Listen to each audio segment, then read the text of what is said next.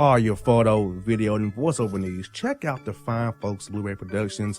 They will take good care of you. If you don't believe me, you can see for yourself. Check out their work at blueberryproductions.tv, the Facebook page, Blueberry Productions, also a Vimeo page, a YouTube page, and it's Blueberry, BLUBERRY, Prod on Twitter. Check them out today. Blueberry Productions, great people, great work, great service. Hey there, your yard took a real beating this summer. Luckily, Scott's Turf Builder Winter Guard has your back. Just feed your grass with Scott's again this fall when the air is cool and the soil is warm. It's the perfect time to give your lawn a boost. If you do, Winter Guard will give your yard the nourishment it needs to help weak, thin grass recover and support root growth, giving you a greener, more resilient lawn both now and next spring. Guaranteed. Grab a bag of Scott's Turf Builder Winter Guard today. You'll be back to barbecuing in no time. This is a Scott's Yard. Hey parents, we all try to be extra careful with our children in the car, but then we get an important call or text. Remember, our children are watching. Make every drive a good example. Be in the zone. Turn off your phone. Visit childrenshospital.vanderbilt.org/BITZ to learn more about our teen driver safety program. Brought to you by Monroe Carroll Jr. Children's Hospital at Vanderbilt, the Ford Motor Company Fund, and the Allstate Foundation. Hello, my name is Travis Williams, President and CEO of Academics and Athletic Consulting, focusing on educating and empowering tomorrow's collegiate athletic leaders. My passion is for the education and genuine concern and care for today's student athlete. It's the centerpiece of my life's work. A college education, both in and out of the classroom, is a truly rewarding benefit. For more information on AAC, you can go to www.academicsandathleticsconsulting.com. Once again, www.academicsandathleticsconsulting.com. Or you can follow me on Facebook at Academics and Athletic Consulting, or Twitter at Coach TWill24, or Instagram Travis L. Williams 24. Or you can call me at 404-542-6079.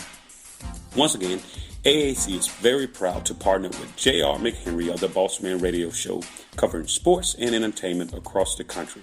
Please tune in weekly for informative, entertaining, and expert analysis on today's sports and entertainment topics. Thank you.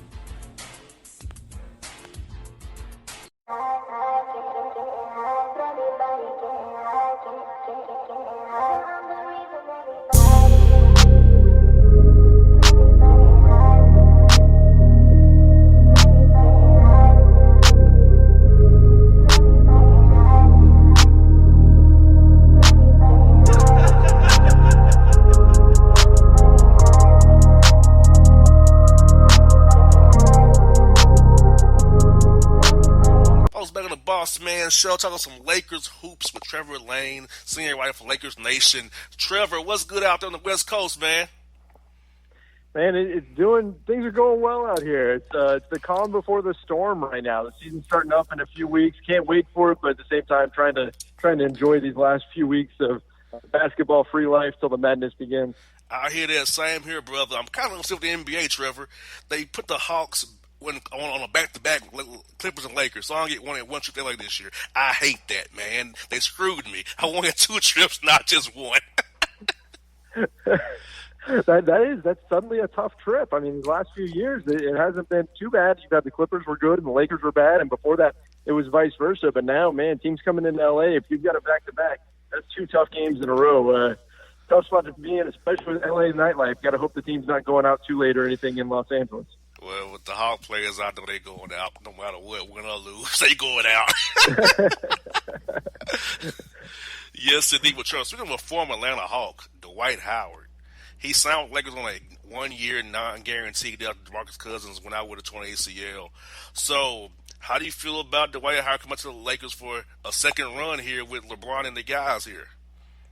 Oh, man, certainly a lot of mixed feelings in Los Angeles about Dwight Howard coming back. A lot of Lakers fans remember what happened with him the last time he was in town, only staying for a season and then leaving for the Houston Rockets in free agency. So Howard definitely was not a favorite of Lakers fans, to say the least. But now that he's on the team, I think there's a little bit of cautious optimism, hope that he can at least provide some rebounding, some defense, make up for a little bit of maybe what DeMarcus Cousins would have brought. Of course, can't expect him to make up everything because Cousins has such a versatile game. But, cautious optimism right now. But, man, you know what? Dwight better be on his best behavior because, like you said, that deal is non-guaranteed, and they can cut him loose at any time. So we'll see. You know, I'm rooting for Dwight here. I hope that he pulls it together and can kind of salvage his career because it does feel like this is going to be his last stop if it doesn't work out. And I know part of it is Anthony Davis does not want to play center at all. He's made clear to Frank Vogel, anybody listen, I'm a 4 out of 5. So getting a center in there was very crucial to keeping AD happy because you want to resign him next summer, of course, to keep him in the for 5 years on a max deal. So having Dwight Howard will help AD kind of be happy and playing what he wants to play, which is the 4, in my opinion. Oh, yeah, absolutely. And the word is that Anthony Davis will be okay playing center if it's the playoffs or if it's crunch time of the games or in the fourth quarter, then he's okay with it. He just doesn't want that banging inside his body on a nightly basis. He doesn't want to be in the paint hitting guys like Joel Embiid and Rudy Gobert and dealing with some of the bigger guys in there, which makes a lot of sense given his injury history. He doesn't want to be taking that physical toll, so he needs somebody in the middle to kind of do the dirty work for him. And so that's why signing Dwight Howard makes a lot of sense for the team. And like you mentioned, they do want to re-sign Anthony Davis, so probably best to keep him happy for the next year or so, at least until the ink dries on the contract next summer. And speaking of starting center, JaVale McGee or Dwight Howard, in your opinion, right now, I'm kind of a toss-up. Thinking JaVale might be a better option to start at the moment. Yeah, I actually just did a poll for Lakers fans on Twitter asking that question. And JaVale McGee was the overwhelming favorite. And digging into the advanced stats and everything, JaVale, his offensive rating is light years beyond what we saw from Dwight Howard. His ability to operate out of the pick and roll. Historically, Dwight is clearly the better player. He's got the better career, the 3-time Defensive Player of the Year, multi-time All-Star, MVP candidate. JaVale McGee never touched that.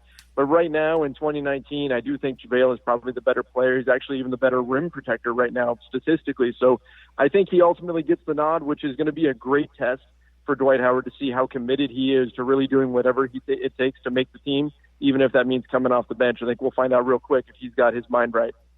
Now, Trevor, do you feel like the Lakers made a mistake by waiting on Kawhi Leonard because you missed out on so many guys for agency that they could have gotten with that max out they created with the New Orleans Pelicans trade there? Because I feel like the Lakers, I wouldn't have waited because I kind of had a feeling he's going to the Clippers, and just from a hunch, he never expressed he wanted to go there initially. Always the Clippers we heard, or the Raptors. So do you feel like it was a mistake waiting on him, or just do it and hope for the best and make the best of whatever you had left? Yeah, I think it was the right decision to make. I think they had to. If you're in the running for a guy like Kawhi Leonard, a potential league MVP, top 5 player in the league, if you're going to take a chance, take a risk, and wait a little longer, that's the kind of guy you're going to take a risk on. If you land him, you're looking at, load management becomes a very easy thing. You can rest one of those guys on most nights. You can rest one of your big 3 of Kawhi and AD and LeBron. So, yeah, I definitely see why they did it. Yes, some guys went off the board, but there weren't a whole lot of deals that went down early where I thought, oh, man, that's a great deal. I really wish the Lakers had got that one. So while there were a lot of players that were coming off the board, I don't feel like they were all the best contracts. So I was okay with them waiting and then seeing what was left on the market. It did leave a little bit of a thin free agent market for them to pick from, but I think they did just fine given the circumstances. Now, how do you think those guys will feel like Danny Green, those guys, Jared Dudley, and bringing back Rajon Rondo? I think they all going to fit together around LeBron. I know that one thing you needed this season was shooting. The last season, signing Lance Stevenson and Rondo, who are shooters. KCP's back. He always sees a clutch guy. He gets back always for you guys. KCP doing his thing, getting their contract, checks, and being a Rich Paul guy. But I think all those guys are going to gel together now with around AD and LeBron and what you all got left here there. Yeah, look, KCP seems to be the automatic contract, and maybe that's the Rich Paul effect there that's happening. He's what you get when you have LeBron James, and he's fine. But as far as getting those guys to gel together, the real question is going to be how do they get all these guards to fit? Because they've added a ton of guards to this team. You've got KCP, you've got Rondo coming back, you've got Alex Caruso coming back. Then they add in Troy Daniels, they had Quinn Cook. Avery Bradley, even Danny Green's going to play most of his minutes at the 2. So they're really, really stacked at the guard position. And not necessarily that they've got a lot of top-tier talent there, but they've got a lot of guys that are at least deserving of minutes. So how they manage that's going to be interesting, and that's going to play a big role in the team's chemistry, as well as if any of those guys can slide down and play a little bit of backup small forward, because that's the one thing they really don't have right now is a backup small forward. So if a guy like Avery Bradley can slide down a position or two, that'll help alleviate things a lot. So that's going to be something to watch, that battle going on at the guard position. And then I think it is ultimately, like you said, going to come down to who can gel the best with LeBron James and Anthony Davis. And that's going to determine who's going to win minutes for this Lakers team. And Trevor, what concerns me about the Lakers more so is the coaching, because I like Frank Vogel, I like Coach Holland, Jason Kidd, but they all are defensive guys per se. So what offense are you going to run? Because that's my question. Because Vogel, all those guys on the bench are mostly guys that run defensive first ships. So offensively, what's going to be the system when we see come October here? Yeah, I mean, that is the big question right now, because we know, as you said, these guys are all defense-first coaches. Frank Vogel's offensive system is going to have to look a lot different, and to his credit, he's said all the right things about his offense so far. He's talked about how he's completely revolutionized the way he looks at the offensive end of the game, how he's changed all of his schemes and everything, because he spent his year away from the NBA studying and preparing in case an opportunity did come up for him to come back. So he's changed a lot of his offensive systems. Based on the personnel they've gone after, it looks like they're going to be playing a lot of outside-in play. So, getting three-point shooters like Danny Green, like Quinn Cook to spread the floor and then open things up in the middle for guys like Anthony Davis, which is the opposite of what Frank Vogel used to do. His offense in Indiana was based on inside-out play, getting the ball into the middle and then kicking it out. So I do think we're going to see a bit more of a modern offense, but is it going to be the super high-level stuff that we see from some of these other coaches like a Brad Stevens or Doc Rivers or somebody like that? I don't know. That's yet to be seen, and I think that's going to be a big factor in Frank Vogel's success this season. And Trevor, if I'm Frank Vogel, I'll be worried too, because I got Jesse Kidd on my staff and Lionel Hollins, two former head coaches. I don't think Lionel Hollins will try nothing, but Jason Kidd, I'm very worried about. May go over my shoulder, or it may be like David Blatt and Ty Lue in Cleveland with LeBron going to Jay Kidd and not Coach Vogel there. Yeah, that's been all the talk in Los Angeles is how long is Vogel going to be in this job? How long is it going to be before the Lakers just promote Jason Kidd? Because it seems like he's a favorite of theirs. He's somebody they really wanted. They just didn't feel like they could make him a head coach just yet. So, you know what? These whispers are going to pop up. As soon as there's a losing streak or something like that, we're going to start hearing rumblings about maybe a coaching change. And I hope Frank Vogel is successful, but it's definitely going to be a tough spot for him to be in. So far, both him and Jason Kidd are saying all the right things about being on the same page and everything. But you know what? Everybody in the league is saying the right things right now because it's August and everybody thinks that their team made all the right moves and everything's fine. Once the season starts and then we hit some rough patches, then we're going to really see where the chips fall. You got that right. And beyond JaVale McGee and Dwight Howard, what's some other battles in training camp you're looking forward to in the preseason to see who gets what roles here? Well, I think the other jobs are pretty much locked down with the exception of point guard. You know, you're going to have most likely a starting lineup that's going to include, Anthony Davis, LeBron James, and Danny Green. Those guys are going to be your 4-3 and your 2. The question is, who's going to be your 1? Who's your point guard out there? And there was that talk of LeBron being a point guard this season and everything. I don't buy it. That's something that he's always done on the offensive end. But you're not going to ask LeBron James to go chase Russell Westbrook around or any of the quick guards in the NBA. You need somebody out there who can defend point guards. And so the question is, does that wind up being Quinn Cook? Does it end up being Rajon Rondo? Is it Alex Caruso? Any of these guys that they've brought in? And that's going to be definitely a battle to look at. Avery Bradley could even get in on the race there as a 1. He did play that a little bit for the Boston Celtics. So I think that's going to be the key race to look at. Aside from JaVale McGee and Dwight Howard for the 5 spot, who ultimately wins out at point guard is going to be a really interesting discussion. That's what I got for you, Trevor, is this. The West is stacked, man. So how do you see the Lakers finishing in this stacked Western Conference we have here with the Golden State kind of down this year, but the OKC made a move, Houston, of course, the Clippers with Kawhi, Portland is still there, Denver is still a year better now, so it's a lot of teams out west, man. So I see the Lakers kind of shaking out in this stacked race we got here, this arms race to win all these games this year. The West is absolutely brutal. I mean, there's 2 teams in the Western Conference that you can look at and say, okay, that's not a playoff contender, and that's the Phoenix Suns and the Memphis Grizzlies. Amen. Other than that, every team. every team you could look at and say, hey, that team could make the playoffs. You could talk me into the Kings making it. You could talk me into the Mavs making it. Any of these clubs could definitely sneak in. So there are no nights off in the Western Conference. It's going to be absolutely brutal. So I'm going to say the Lakers finish around 5th. I think there's going to be enough nights where they need to rest LeBron, enough nights where they need to rest Anthony Davis, that they're going to drop some games. It's not going to be seamless. It's always tough when you're incorporating new players and a new system and a new coach. There's going to be hiccups along the way. I think the talent ultimately wins out, and so I'll see them settle in right around 5th or so in the West. Good deal. Trevor, I'll talk to you down the road, brother. Catch with the Lakers, like I told you out there, man. Like Laker fans are here in Atlanta when I see them play the Hawks. So I want to give them what they need. Their Laker update, man. Well, thanks for having me. I appreciate it. And, yeah, anytime, happy to come on and talk Lakers. And, hey, the Lakers fans are everywhere. So I guess even in Atlanta, we'll take it. All right, man. Trevor, have a good one. Talk to you real soon, brother. All right, sounds good. Talk to you later. All right, Trevor Lane, people, on the Bossman Show.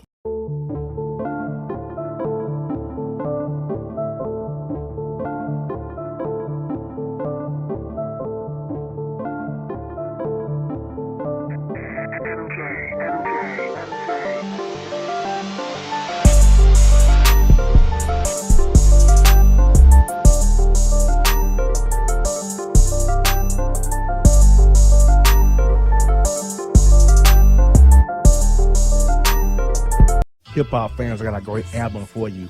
The debut album from Family Grind ENT, True Speech and 313 Fresh. We're going to give you 2 discs, 33 songs of pure, genuine hip-hop.